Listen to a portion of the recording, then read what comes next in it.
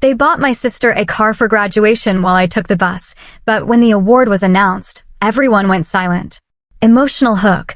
Can you imagine the gut-wrenching feeling of seeing your sister drive off in a brand new car on her graduation day, knowing that just 24 hours later, you'd be catching the city bus in your own rented cap and gown? Because that stinging truth perfectly summed up my entire life, a tale of two sisters where one was handed everything on a silver platter, and the other, well, that was me, Jessica. But what nobody could have predicted was that on my graduation day, the day I expected to be utterly forgotten, a shocking twist awaited, one that would redefine everything. From the very beginning, our lives felt like a stark contrast. The first time the difference truly hit me, I was just 7. My sister, Allison, 6 months older, had celebrated her 7th birthday with an elaborate princess-themed extravaganza, bouncy castle and magician included. Me, my friends, and I got grocery store cupcakes in our backyard. When I dared to ask Mom why Allison's party was so big, she just patted my head, a dismissive gesture I'd come to know well. You're not really into all that fancy stuff, Jessie. You're our practical girl. That phrase, our practical girl, became the running theme of my childhood. Allison needed special attention. I was naturally independent. The pattern repeated with every single milestone. For my 10th birthday, I got a bike from a garage sale. Allison? A brand new one because she had trouble with balance. When Allison made the middle school B team in volleyball, my parents rearranged their schedules, taking off work early to attend every single game. But when I won the regional science fair in 8th grade, they couldn't make it. Allison, you see, had a dentist appointment. By the time I turned 15, I'd accepted my place. That summer, I got my first job at the local grocery store, bagging items and collecting carts, saving every penny for school clothes. Meanwhile, Allison went on lavish shopping sprees with Mom, coming home with bags bursting with a completely new wardrobe every season. One evening, helping Dad with dishes, I finally asked, "Why does Allison get new clothes while I buy my own?" He let out that familiar sigh, the one that always preceded an explanation for the glaring inequality. "Your sister struggles with confidence, Jess. The clothes help her fit in. You've always been so secure in yourself. We're proud of how independent you are." The words stung, yet they were laced with a confusing pride. Was I really more capable, more mature? Or had my parents simply decided our roles early on and stuck to the script, no matter the cost to me? High school amplified the differences.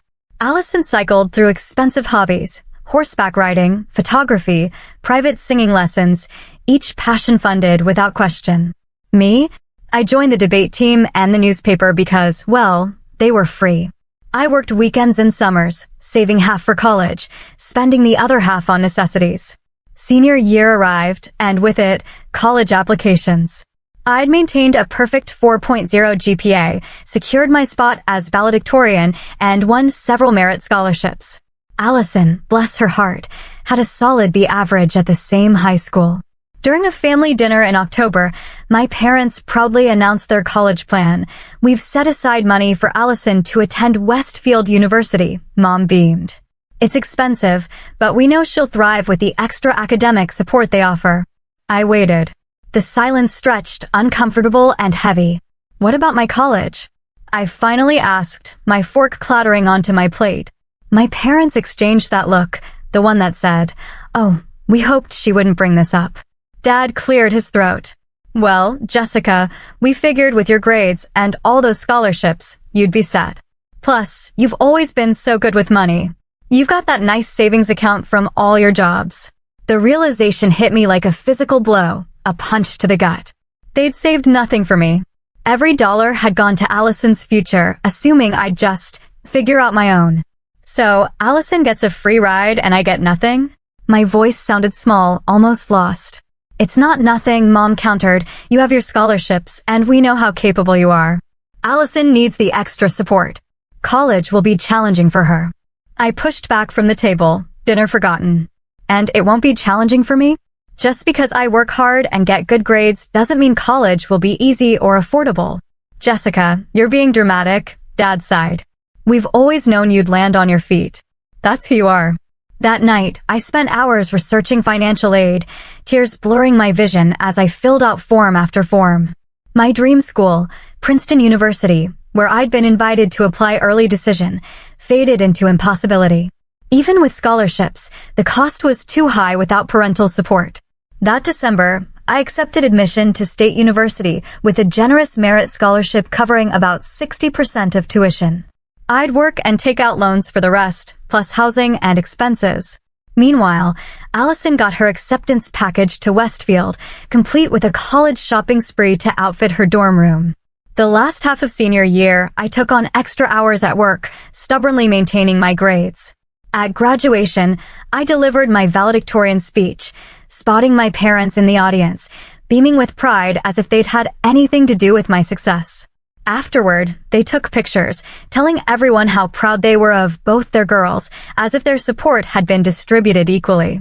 That summer, before college, was a stark preview. Allison's dorm shopping involved multiple trips to high-end stores, my parents spending thousands on decorations, supplies, and the latest laptop. For my dorm essentials, I scoured thrift stores and clearance aisles, buying only what would fit in my 2 suitcases. The contrast was agonizingly clear. Allison was being launched into adulthood with every imaginable advantage, while I was simply being released to fend for myself. August arrived, sweltering, as I moved into my cramped dorm room at State University. Unlike most freshmen, whose parents helped them settle in, I arrived alone with my 2 suitcases after taking the bus from the train station. My roommate, Zoe, watched curiously as I unpacked my minimal belongings while her parents arranged her side of the room with coordinated bedding, area rugs, and decorative lights. "Are your folks coming later?" Zoe asked, arranging framed photos. "No. They're busy helping my sister move into Westfield today," I explained, smoothing my secondhand comforter. I didn't mention their scheduled hotel stay near Allison's campus, helping her adjust for days. That first week set the rhythm for my undergraduate experience. While other freshmen explored campus and attended welcome events, I secured a job at the university library, starting immediately. 20 hours a week shelving books and staffing the circulation desk would barely cover my portion of room and board not included in my scholarship. Classes began, and I approached my education with the single-minded focus of someone who knew exactly what was at stake. Every assignment, every reading, every lecture mattered because I was paying for each minute with hours of work and future loan payments. I scheduled my classes in blocks to accommodate my work shifts, often racing across campus with minutes to spare. That October, I called home, as I'd been doing weekly. Mom answered, brimming with stories about Allison's first month. "She's joined a sorority, can you believe it? We just sent her money for the fees." Mom gushed.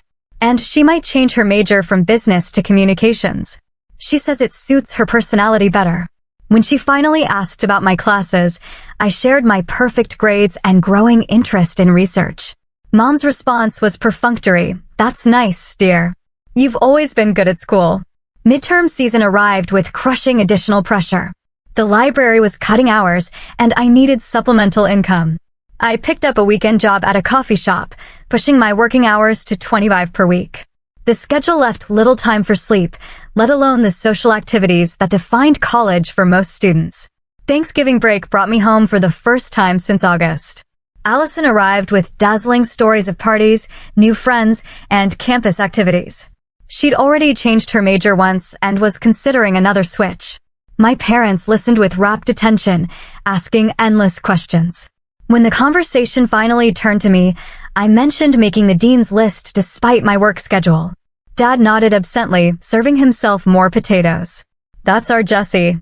Always the studious one." The real shock came when Allison unwrapped an early Christmas gift, a brand new laptop, to replace the one our parents had bought her just 4 months earlier. "The old one was too heavy to carry around campus," she explained, admiring the sleek device. I thought of my own refurbished laptop, its cracked case purchased with 3 months of grocery store paychecks during high school. Winter break continued with similar disparities. Allison received new clothes, concert tickets, and spending money for her next semester. Me? I picked up extra shifts at my hometown grocery store. The spring semester brought an unexpected turning point. Professor Coleman, my intro to research methods instructor, asked me to stay after class. Jessica, I've been teaching for 20 years, and I rarely see work of this caliber from freshmen, she said, handing back my research proposal with an A+. Would you consider applying for my research assistant position next fall? It's paid, and it would give you valuable experience. For the first time, someone was recognizing my potential not just as naturally independent, but as genuinely talented. Professor Coleman became more than an instructor. She became a mentor who saw my worth beyond my capacity for hard work. Around the same time, my required statistics study group blossomed into an unexpected support system. Maya, a journalism major working 3 jobs, and Tyler, a first-generation college student on scholarships, became friends who understood my situation in ways my family never could. My parents think tuition is all they need to cover, Tyler confided one night. They don't understand about books, supplies, living expenses. Maya nodded. Mine can't help at all. Everything's on me. Some days I wonder if it's worth it. It has to be, I replied, with a conviction that surprised even me. We're building something they can't take away from us. By spring finals, our trio had formed an unshakable bond, supporting each other through late-night study sessions and early morning coffee runs. When grades posted, all 3 of us had made the dean's list despite our demanding schedules. The last week of freshman year, I called home, excited to share my accomplishments, dean's list, acceptance to Professor Coleman's research position, an invitation to join the honors college. That's wonderful, Jessica, Mom said distractedly. Listen, can I call you back? We're helping Allison book her summer trip to Europe. Her art appreciation professor recommended this program in Italy, and we want to get her deposit in before spots fill up. I hung up and stared at the phone, a cold realization settling in. My academic triumphs would never compete with Allison's most basic needs in my parents' eyes. The pattern established in childhood was only becoming more pronounced. As freshman year ended, I faced the summer with determination, not disappointment. While Allison explored Italian art galleries on my parents' dime, I secured a research stipend through Professor Coleman that allowed me to stay on campus and work ahead. The foundation I was building might be less glamorous than my sister's European adventure, but it was mine, earned through merit rather than entitlement. Sophomore year started with a sense of purpose I hadn't felt before. Professor Coleman's research assistantship provided both income and invaluable experience.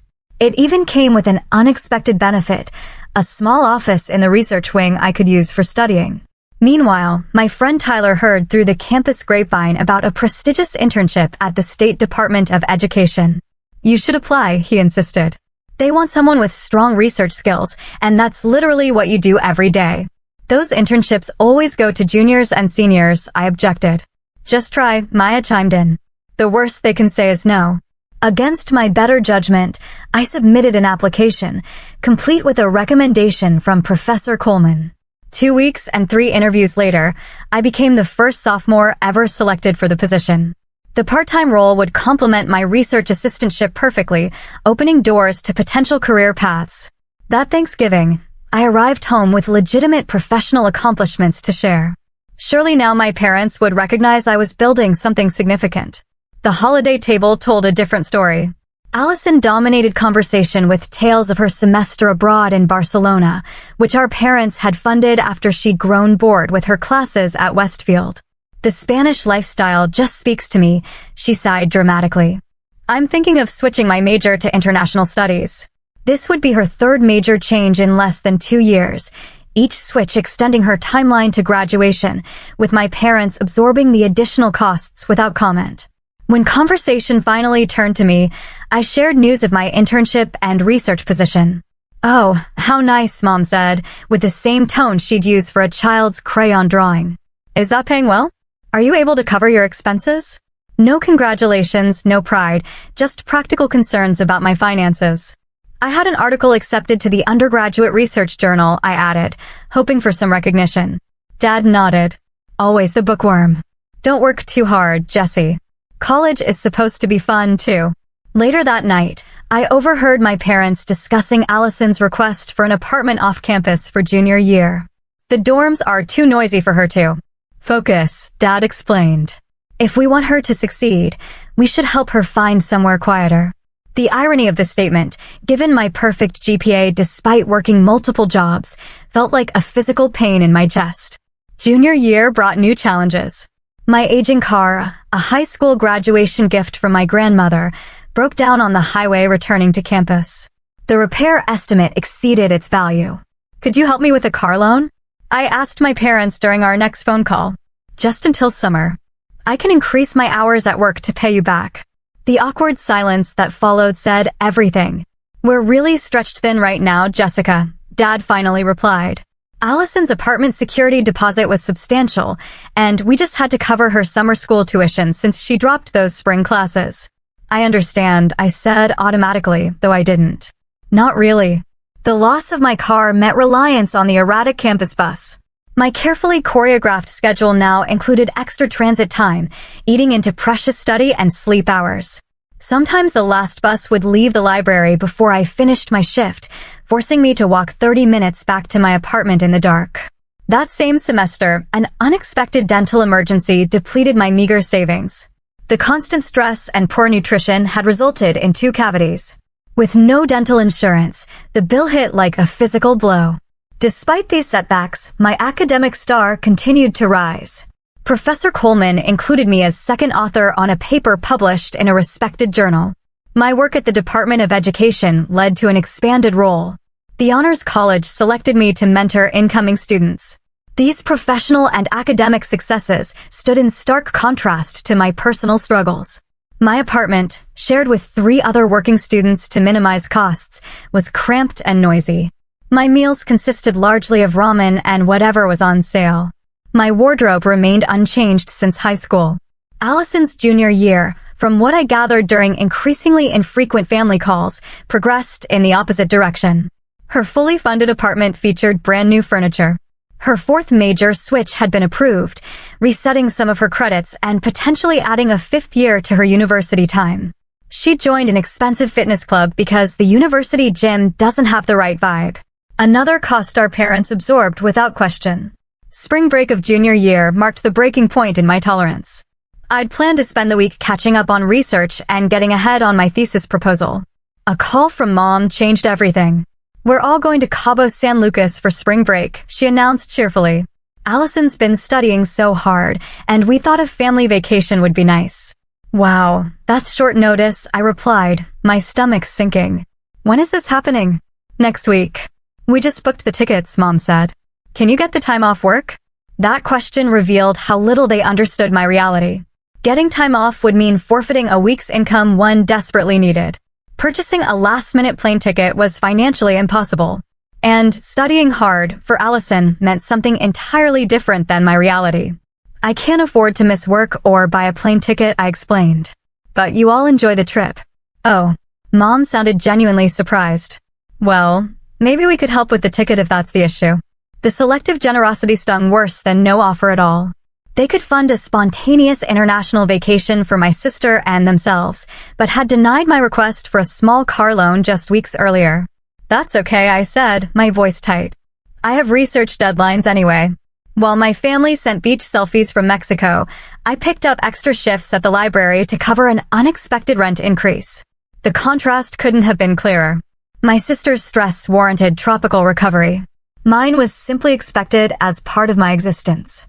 Senior year approached with both promise and apprehension. My academic accomplishments had positioned me well for graduate school or career opportunities, but the financial tightrope I'd walked for 3 years was fraying dangerously thin. Student loan debt loomed. My work schedule had reached maximum capacity, and the emotional toll of my family's unequal treatment had created a wound no professional success could fully heal. Senior year began with a strange mixture of excitement and dread. Academically and professionally, everything was falling into place. Professor Coleman had recommended me for the department's highest honor, the Outstanding Research Contribution Award. My internship at the State Department of Education had converted to a paid fellowship with flexible hours. Graduate schools were sending recruitment materials, impressed by my research publications and perfect GPA despite my heavy work schedule. On the personal front, however, the fault lines in my family relationships were cracking wider each day. It started with a seemingly innocent family group text in September, planning Allison's graduation celebration for May. Thinking of renting the lake house for the weekend.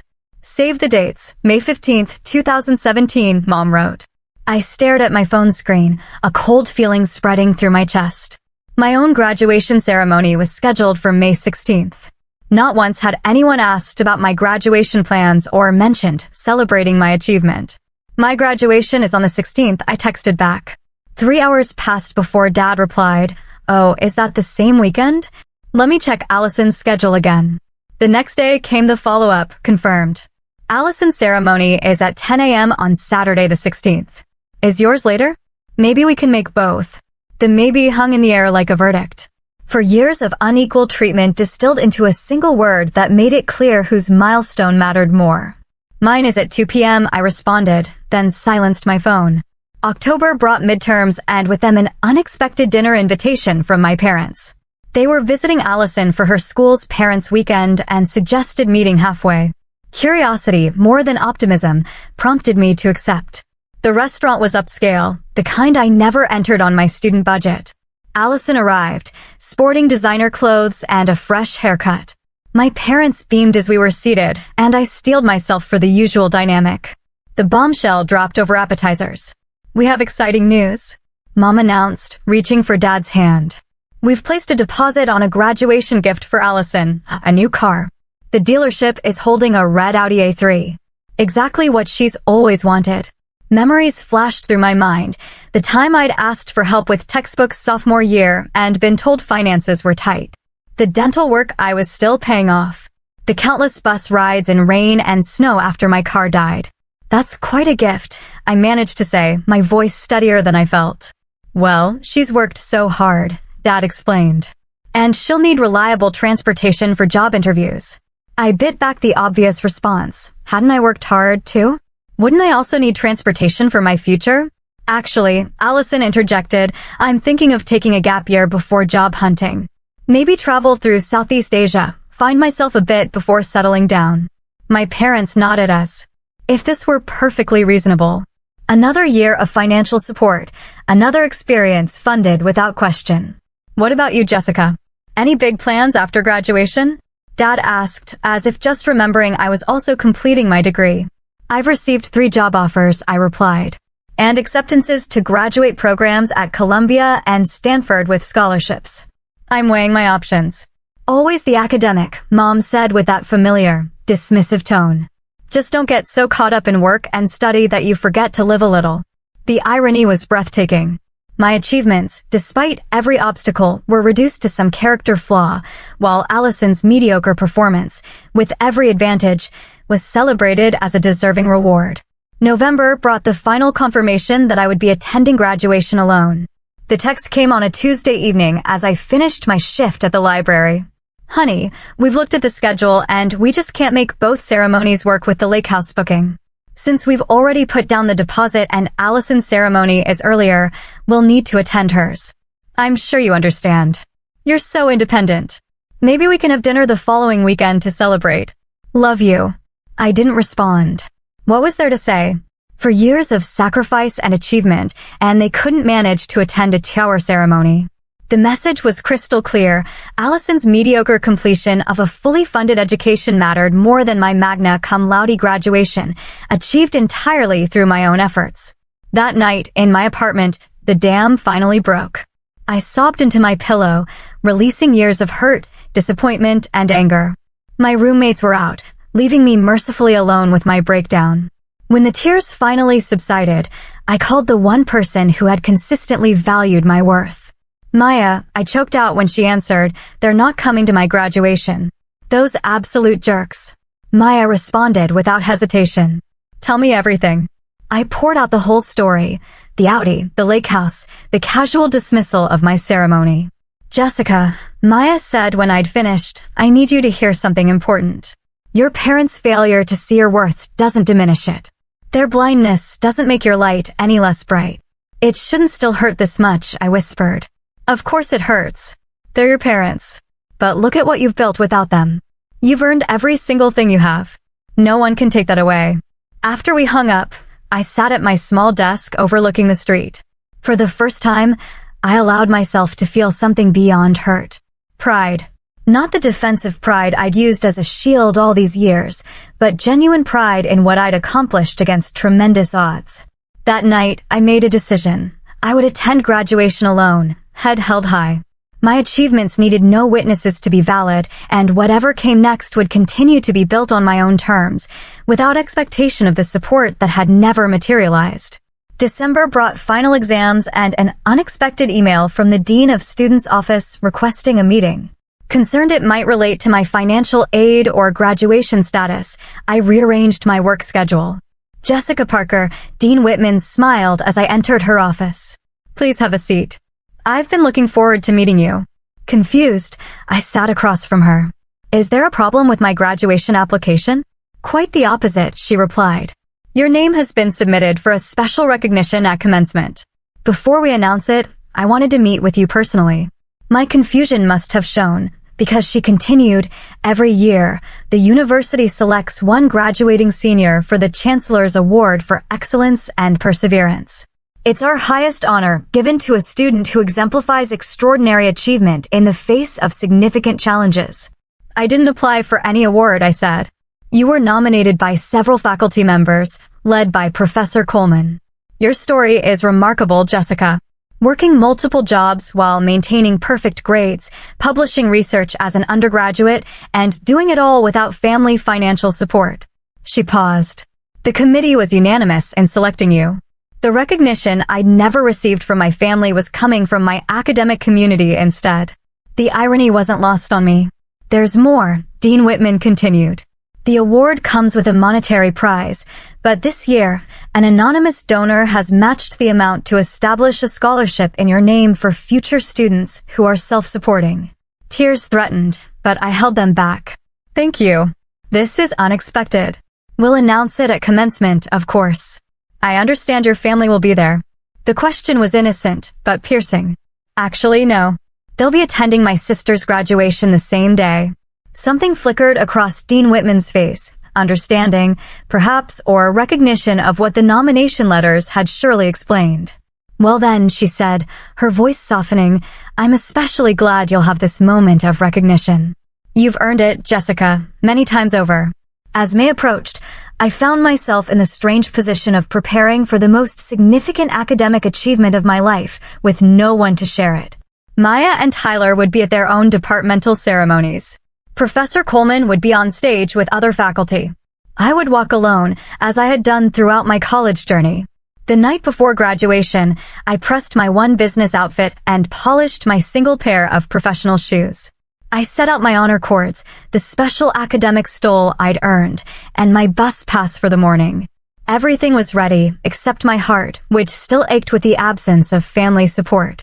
As I was preparing for bed, my phone chimed with a text from Mom. "We're so proud of you, Jessica. We might try to stop by your ceremony after Allison's if traffic isn't too bad. Love you." The afterthought stung worse than no message at all. I set my phone aside without replying and climbed into bed, reminding myself that tomorrow wasn't about who would be watching. It was about what I had accomplished despite every obstacle. Graduation morning dawned bright and clear, sunlight streaming through my apartment blinds, as if nature itself approved of this milestone. I rose early, taking extra care with my appearance. The business suit I'd purchased from a consignment shop fit well enough, and I'd splurged on a professional blowout at the local beauty school. Small luxuries that felt significant after years of bare-bones living. The bus to campus was crowded with families heading to various ceremonies. I wedged myself between a beaming grandmother clutching flowers and two parents reviewing their camera settings. Their excitement highlighted my solitude, but I refused to let it dim my own sense of accomplishment. Campus had transformed overnight into a celebration zone. Banners hung from lamp posts, photo stations had lines forming. Graduating seniors embraced parents, posed for pictures. I collected my rented regalia and carefully put it on in a restroom. The black gown, honor cords, and cap transformed me outwardly into what I already was inside, a graduate who had earned every thread through perseverance. "Jessica, there you are." "Professor." Coleman's voice cut through the crowd. She hurried over, resplendent in her own academic regalia. "I've been looking everywhere for you." "I just got here," I explained. She studied me with a knowing look. No family yet? I shook my head. They're at my sister's ceremony. They might stop by later, but I'm not counting on it. Professor Coleman's expression softened. Well, I'm here, and I'm incredibly proud of you. Do you have time for coffee before the lineup? There's something I'd like to discuss. We found a quiet corner in the nearly empty student center. You know about the Chancellor's Award, of course, she began. I nodded. Dean Whitman told me. I still can't believe it. Believe that nobody deserves it more. She took a sip of her coffee. What Dean Whitman might not have emphasized is how significant this award is. It's not just an honor. It's recognition at the highest level of what you've accomplished. The president of the university will read your citation. Your story will be shared with everyone present. My stomach tightened. My story? Not the personal details, she assured me quickly. Just the fact that you worked your way through college independently, maintained perfect grades, contributed to published research, and secured prestigious jobs and graduate school offers. The thought of having my situation broadcast to thousands of attendees was uncomfortable. I'd kept my financial struggles and family dynamics private. I know that look, Professor Coleman said gently.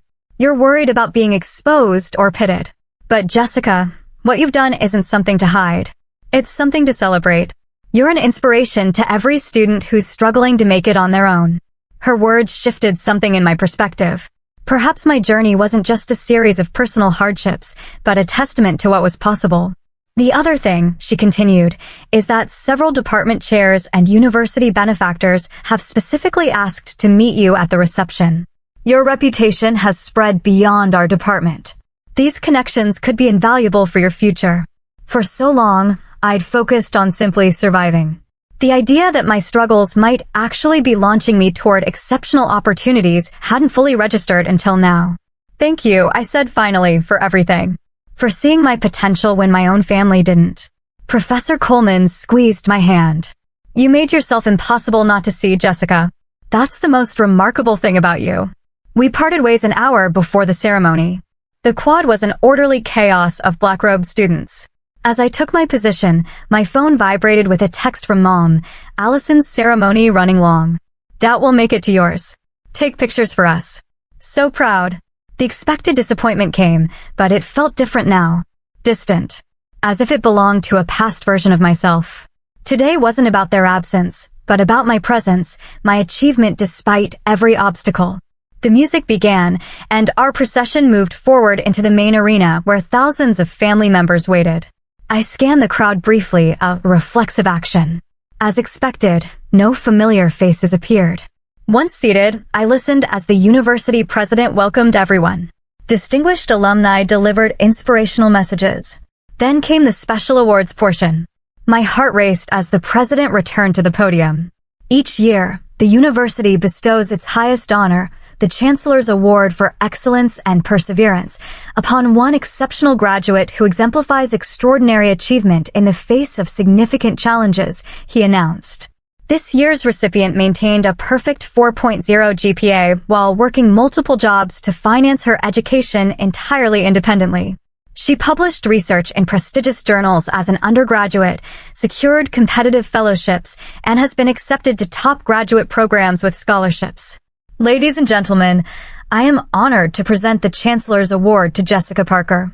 The audience erupted in applause as I made my way to the stage, conscious of every step, every breath.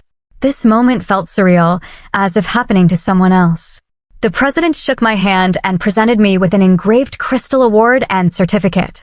Miss Parker will share a few words, he announced. I hadn't prepared a speech, but as I looked out at the sea of faces, the words came naturally. Thank you for this honor, I began. My journey through college has taught me that education is precious precisely because it isn't easy.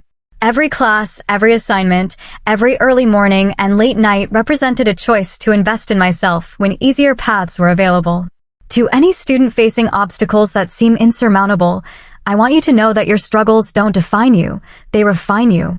I paused, suddenly aware of movement at the back of the arena. People finding late seats, I assumed, and continued. I'm grateful to the professors who saw my potential, particularly Professor Coleman. I'm grateful to the friends who became family when blood relatives couldn't be present. And I'm grateful to this university for creating a space where determination can overcome disadvantage. The president stepped forward again. In addition to this recognition, I'm pleased to announce the establishment of the Jessica Parker Perseverance Scholarship, which will support future students who, like Miss Parker, are financing their education independently. This scholarship ensures that her legacy of determination will benefit generations to come. As I returned to my seat amid continued applause, I noticed 3 latecomers being ushered to seats along the aisle, my parents and Allison. Their expressions registered shock as they looked from me to the stage and back again, clearly trying to process what they'd just witnessed. They hadn't expected to enter during my moment of triumph, to see their neglected daughter being celebrated by thousands while they scrambled for seats. Our eyes met briefly. In my parents' faces, I saw confusion mixed with something else, perhaps the first genuine recognition that they had underestimated me all along. Allison's expression was easier to read, pure surprise with an unmistakable edge of jealousy. I turned away, focusing instead on the ceremony. Their presence or absence no longer defined this moment. I had built something they could neither take credit for nor diminish. For perhaps the first time in my life, I felt truly and completely free of the need for their approval. The remainder of the ceremony passed in a blur of emotions. When my name was called again to receive my diploma, the audience's applause seemed to linger longer. As I crossed the stage, I caught sight of Professor Coleman among the faculty, her face alight with pride. After the ceremony ended, I made my way to the department reception alone, the Crystal Award tucked carefully in my bag. I had just enough time before my evening library shift to make an appearance, thank my professors, and slip away. I never expected to be intercepted by my family near the reflecting pool. "Jessica," Mom called, waving frantically. "Wait up." I paused, watching them hurry toward me, still processing what had happened. "Why didn't you tell us about the award?" Dad demanded without preamble. "We would have made arrangements to be here from the beginning." The old Jessica might have apologized, might have minimized the achievement. The woman I'd become simply stated the truth. "I didn't think it would change your plans." Allison's graduation and celebration took priority. "That's not fair," Allison interjected. "We didn't know you were getting some big award. And would it have mattered if you did?" I asked quietly. For years of perfect grades, multiple jobs, and research publications didn't warrant your attention. Why would an award change that? My parents exchanged uncomfortable glances, reality finally beginning to penetrate. "We're very proud of you," Mom said, reaching for a hug I didn't step forward to receive. "So proud. This is just unexpected." "It shouldn't have been," I replied. "Nothing I achieved today happened overnight. I've been excelling for years while you focused elsewhere." Dad shifted awkwardly. "Look, we came to celebrate. We're here now. Let's not ruin the moment with accusations." "I'm not accusing. I'm stating facts." My voice remained calm. "And I appreciate that you made it for the last few minutes, but I have other plans now. People are waiting for me." "We thought we'd take you to dinner," Mom said, clearly thrown by my lack of enthusiasm. "The reservation isn't until 7, but maybe we could move it up." I thought of the department reception where Professor Coleman and others were expecting me, of the friends who had supported me daily rather than as an afterthought. "I can't. I have previous commitments with the people who have been here for me all along." I gestured toward the academic buildings. "But thank you for the offer." "Jessica," Dad began, but I cut him off with a raised hand. "Today isn't about making you feel better about your choices. It's about celebrating what I've accomplished despite them. I hope you enjoyed the ceremony, and I'll see you at some point before you head back." Without waiting for their response, I turned and walked toward the department reception. For the first time, I felt no guilt, no obligation to manage my family's feelings at the expense of my own. The liberation was as sweet as the academic victory itself. The department reception buzzed with conversation and laughter as I entered the ornate old lecture hall. Faculty mingled with graduates and their families. I paused at the threshold, suddenly conscious of arriving alone while clusters of family groups dominated the space. "Jessica, over here." Professor Coleman waved from across the room. "Here she is." Professor Coleman beamed as I reached their circle. "Jessica, I'd like you to meet Dean Harrison and these distinguished alumni who've been very interested in hearing about your work." The next hour passed in a whirlwind of introductions, questions about my research, and discussions of my future plans. These strangers engaged with my academic journey with more genuine interest than my family had shown in 4 years. A prominent alumna who ran a major research foundation pressed her business card into my hand. The Dean of Graduate Studies mentioned scholarship opportunities one hadn't known existed. "You've made quite an impression," Professor Coleman murmured. "That was Victoria Chin who gave you her card. Her foundation funds some of the most innovative research in our field." "I never expected any of this," I admitted, overwhelmed by the sudden rush of opportunities. "Get used to it," she smiled. "Excellence is magnetic, especially when it's achieved against the odds." As the reception continued, I caught glimpses of other students with their proud parents. Under normal circumstances, the sight might have triggered familiar pangs of longing. Today, surrounded by professional connections and academic mentors who valued my achievements, the absence felt less acute. The reception was winding down when Professor Coleman touched my elbow. "There's someone else who asked to meet you. The donor who funded your scholarship." She led me to a quiet corner where an elegant older woman waited. "Jessica, this is Dr. Eleanor Wright, class of 1978. Dr. Wright, our Chancellor's Award recipient, Jessica Parker." The woman extended her hand with a warm smile. "It's a pleasure to finally meet you, Jessica. I've heard so much about your journey." "Thank you for your generosity," I said, shaking her hand. "The scholarship will make a tremendous difference for students like me. That's precisely why I wanted to establish it." She gestured to 2 nearby chairs. "Do you have a moment to talk?" As Professor Coleman excused herself, Dr. Wright and I sat down. "I was you 47 years ago," she began without preamble, working multiple jobs to put myself through school while watching my brother receive every advantage. The details differ, but the story remains remarkably similar. The unexpected connection caught me off guard. "How did you handle it?" "Not as gracefully as you," she admitted with a slight smile. "There was a lot of anger, resentment. It took years of therapy to understand that the disparity wasn't about my worth, but about my parents' limitations. They simply couldn't see beyond their own biases and expectations." "Did they ever recognize what they'd done?" I asked, the question escaping before I could consider its presumption. Dr. Wright nodded slowly. "Eventually, after I'd established my career and no longer needed their approval, my success became impossible to ignore or dismiss as mere studiousness or good luck. By then, I'd built a life that was entirely my own creation." She studied me with knowing eyes. "Your family was here today. I saw their late arrival." I nodded. "Their reaction to seeing you honored publicly, it must have been quite a moment," she observed. "Confusing for everyone involved," I acknowledged. "They seemed shocked, maybe a little embarrassed." "I'm still processing it myself." "That's the beginning," Dr. Wright said. "This moment, this public recognition, has disrupted the narrative they've built around you and your sister. They can no longer maintain the fiction that your achievements are expected while hers deserve celebration." Her insight struck a chord so resonant it almost hurt. "What happens next?" "That depends on them and on you. Some parents can grow and acknowledge their mistakes. Others double down on their established patterns. Either way, your path forward remains the same. Continue building your life on your terms." She reached into her handbag and produced a business card. "My foundation focuses on educational equity. We're always looking for voices that understand the experience from the inside. When you're ready, I'd like to discuss possibilities." As she rose to leave, Dr. Wright added one final thought. "Remember this, Jessica. The greatest revenge against unfair treatment isn't anger or resentment. It's spectacular success coupled with genuine happiness." I think you're well on your way to both. Our conversation lingered in my mind as I left the reception and headed across campus. The library had given me the evening off as a graduation gift, leaving me unexpectedly free. Rather than return to my empty apartment, I found myself drawn to the central plaza where the main ceremony had taken place hours earlier. The massive space was nearly deserted now. I sat on a bench overlooking the scene, reflecting on the day's events and Dr. Wright's words.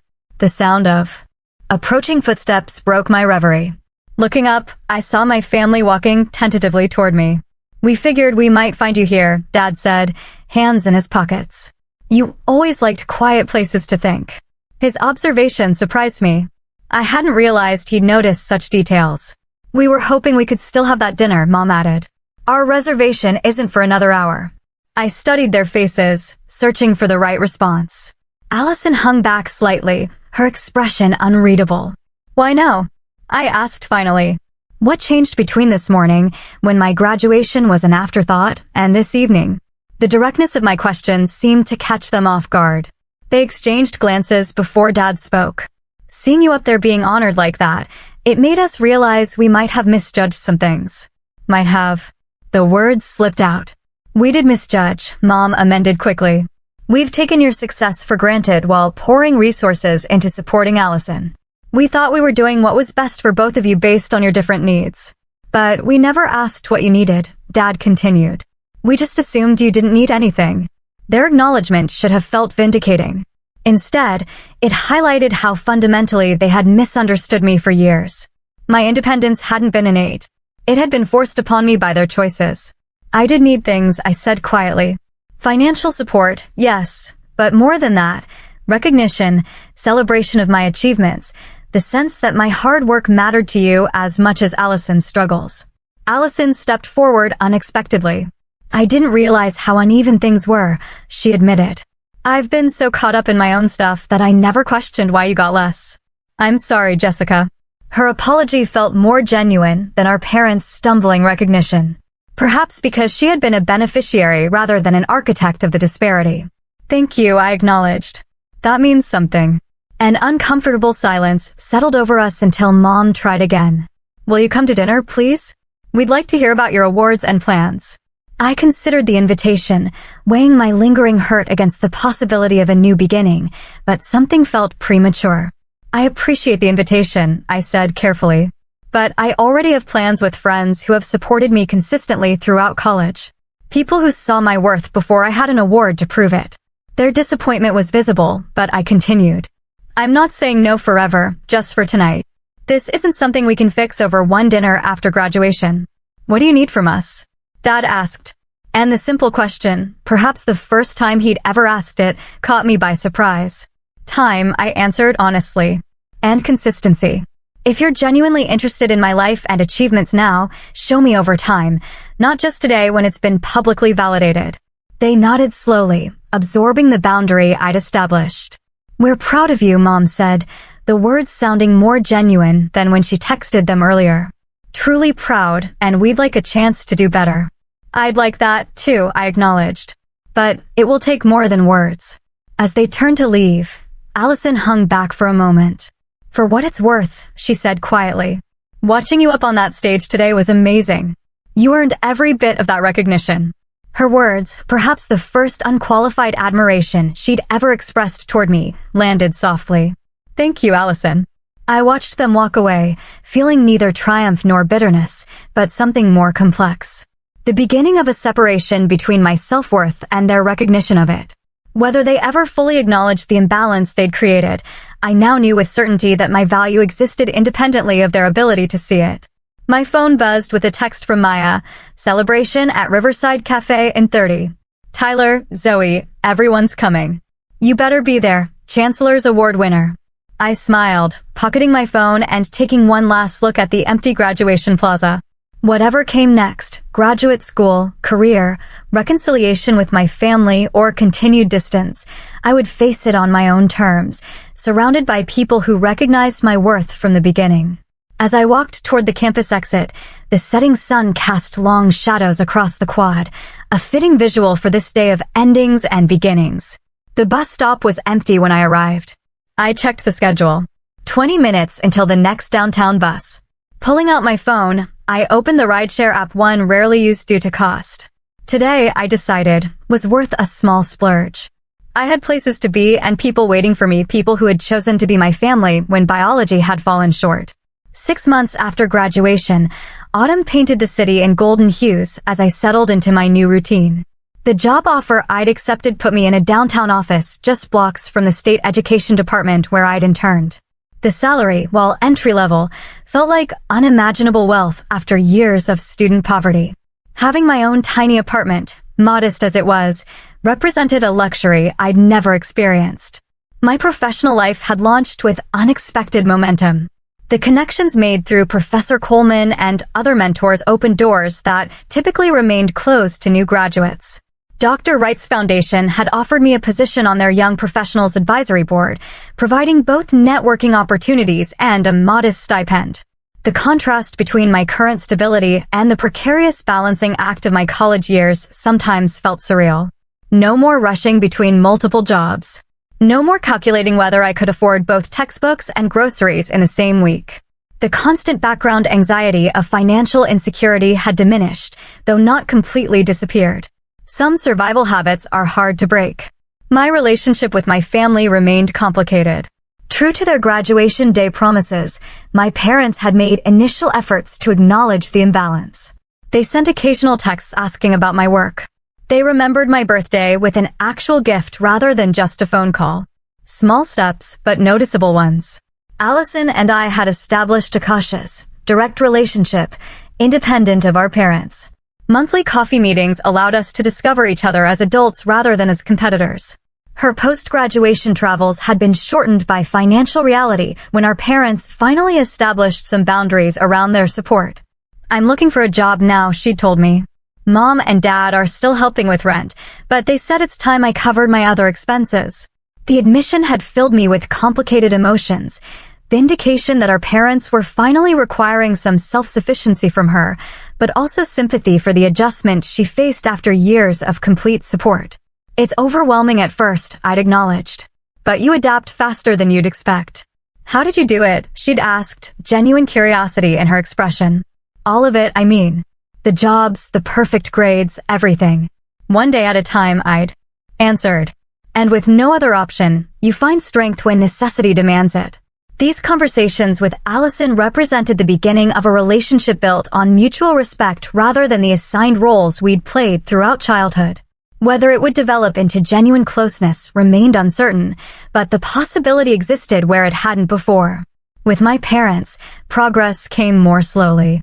The patterns established over 2 decades couldn't be undone in months. Their first visit to my new apartment had been revealing. They'd brought housewarming gifts and awkward enthusiasm, trying to demonstrate interest in my independent life. Yet, old habits emerged in subtle ways. Questions about when I might find a more prestigious position, suggestions about decor that reflected their tastes rather than mine.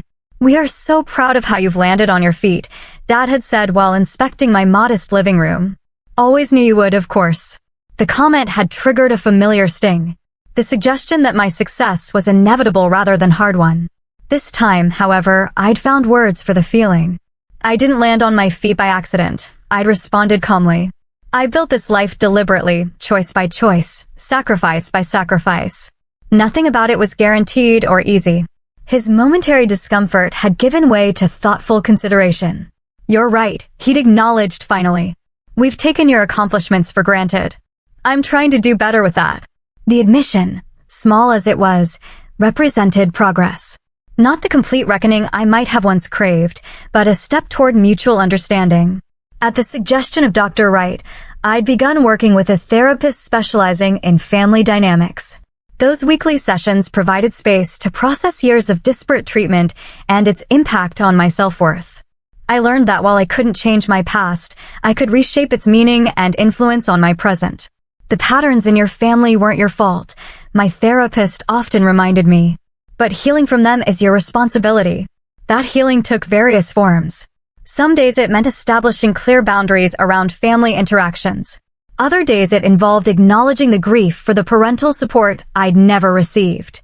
The hardest work came in separating my sense of value from external validation, recognizing that my worth existed independently of anyone's ability to see it, even my parents.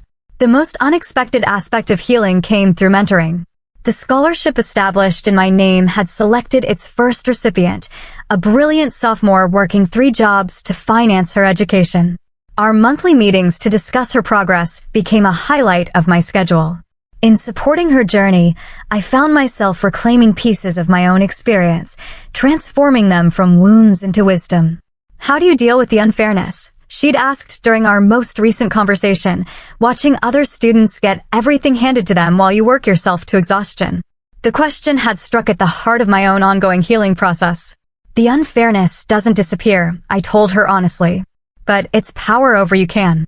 When you build something entirely your own, brick by painful brick, no one can ever take credit for it or take it away from you. There is freedom in that, even when it comes at a high cost. Her nodding response had reflected understanding beyond her years. In helping her navigate her challenges, I was continuously reinterpreting my own. Perhaps the most profound shift came in recognizing that the hardships I'd faced had shaped me in ways I wouldn't trade.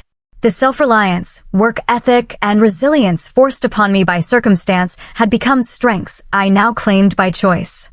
The unfair treatment that might have broken me had instead forged something unbreakable. That realization didn't excuse my parents' favoritism or erase the hurt it had caused, but it allowed me to carry that history differently. Not as a burden of resentment, but as testimony to my capacity to thrive despite obstacles. Last weekend, I'd returned to campus for a small ceremony honoring scholarship donors and recipients. Professor Coleman had joined me, our relationship evolving from mentor-student to genuine friendship. We'd walked familiar paths, reminiscing about late nights in the research lab and celebrating how far I'd come. "Do you know what I admire most about your journey?" she'd asked as we passed the library. "My stubborn refusal to quit?" I'd suggested with a smile. "Your ability to transform pain into purpose," she'd corrected. Many people experience unfairness. If you use it to create something beautiful, not just for themselves, but for others. Her observation had captured precisely what I was still learning, that the greatest freedom from past wounds comes not just from healing them, but from repurposing them into foundations for growth. As the scholarship reception ended, I'd watched my recipient chatting animatedly with faculty members, her confidence growing visibly. In her determination, I saw echoes of my younger self, but with one crucial difference. She wasn't completely alone in her journey. The support structure I'd never had was now taking shape for her and others who would follow. That night, back in my apartment, I'd written in my journal about the full circle moment. The entry concluded with words that felt like both an ending and a beginning. Perhaps this is the most powerful response to unfair treatment, not just to overcome it personally, but to ensure it stops with you. To transform the painful pattern into its opposite. My parents' favoritism taught me the wrong lesson about my worth, but the right lesson about what truly matters in life. Not what's handed to you, but what you build yourself. Not what you're given, but what you give. Not the approval you seek from others, but the standards you set for yourself. This journey of healing remains unfinished. Some days the old hurt resurfaces unexpectedly. Some family interactions still activate patterns established in childhood. But the difference now is that I recognize these triggers without being defined by them. The story of my life is no longer primarily about what was withheld, but about what I've created in its absence. If there's one truth I've learned through all of this, it's that our most painful experiences often contain our most powerful gifts. Not because the pain itself has value, but because overcoming it reveals strengths we might never have discovered otherwise. The unequal treatment that once defined my family story has become just one chapter in a much larger narrative I'm writing for myself. One choice, one day, one act of creation at a time. Have you ever had to create your own path when others seem to get an easier road? I'd love to hear your stories in the comments below.